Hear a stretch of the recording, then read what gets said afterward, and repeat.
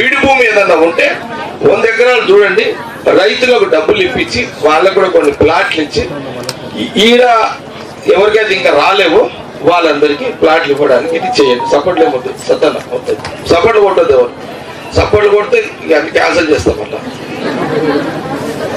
నాకు క్లారిటీ ఉంది, ఈ సపోర్ట్లో కొనికి ఓట్లో కొనికి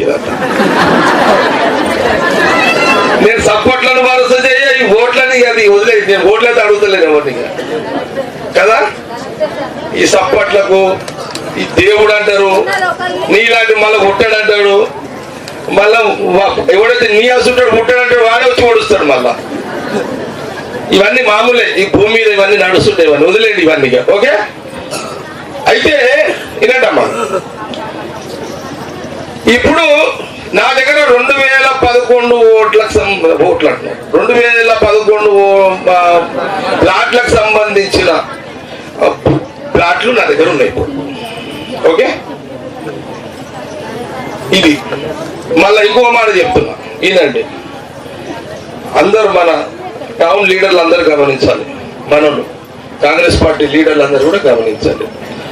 దయచేసి మీ దాంట్లో రేపు మున్సిపల్ చైర్మన్ ఎవరైనా, వైస్ చైర్మన్ ఎవరైనా, కౌన్సిలర్లు అయినా, పార్టీ లీడర్లు అయినా, ఇందులో ఎవరు కూడా ఇన్వాల్వ్మెంట్ అంటే మీకు తెలిసే జరుగుతాయి, మీకు తెలియకుండా ఏం జరగదు. కానీ